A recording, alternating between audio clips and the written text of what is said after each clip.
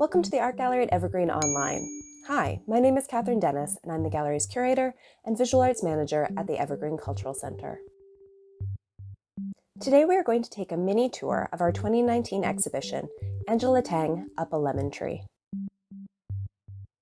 This tour is part of Family Days from Home, presented by Westminster Savings, and is followed by a fun art-making activity inspired by Angela's paintings.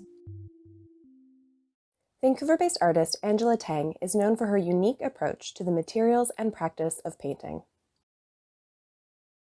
Best known for this innovative process, Teng creates yarn by squeezing out and drying lines of paint. The artist then crochets these acrylic strands together to create her composition.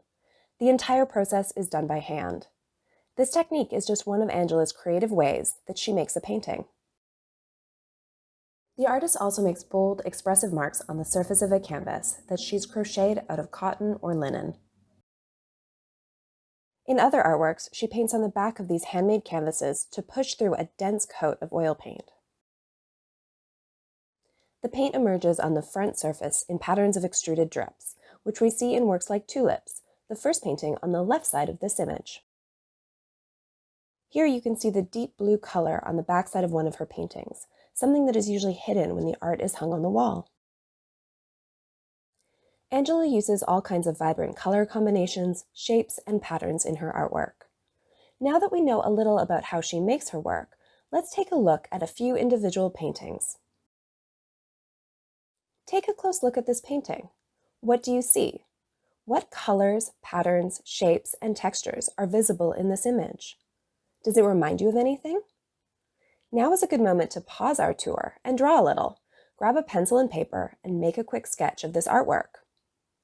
This painting, titled I'm Not Happy and I'm Not Sad, was inspired by a photo the artist found on the internet of a homemade Afghan rug laid out on a red carpet.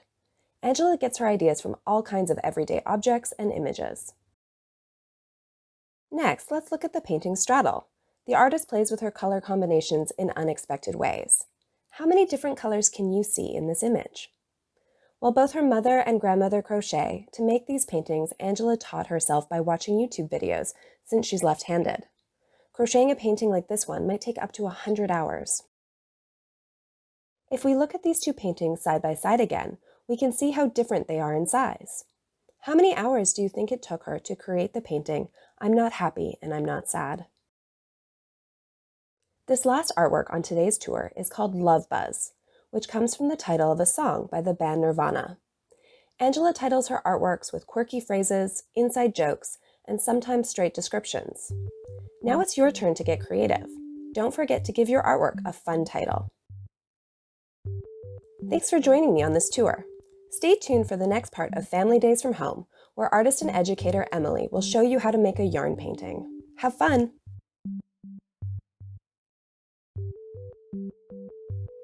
Hello everyone, we're going to be making a yarn painting today. This is perfect for any yarn scraps you have lying around from previous projects. The one on the right is actually made by one of our volunteers. For our materials, we'll need some yarn scraps, scissors, contact paper, glue stick and double-sided tape, and some thin cardboard or thick paper.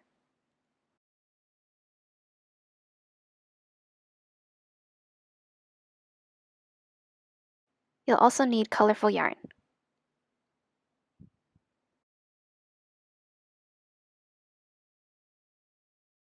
I'm going to show you two methods in case you don't have any contact paper handy. The first method is with a glue stick. You'll constantly need to reapply the glue as the glue stick tends to dry quite quickly, but I find it sticks much better.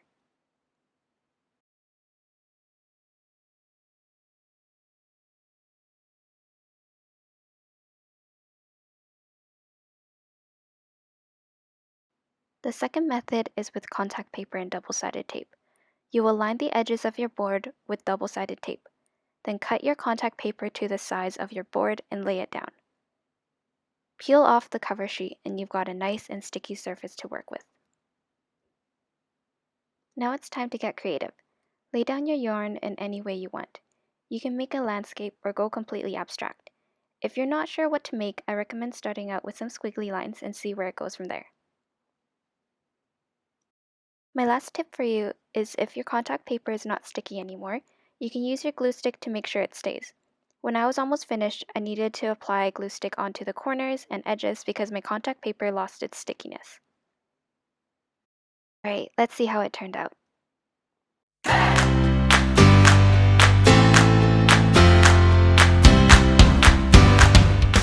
I hope you had fun making the yarn painting with me.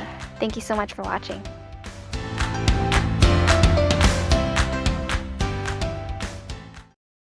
Thank you for taking part in the Art Gallery at Evergreen's Family Days from Home.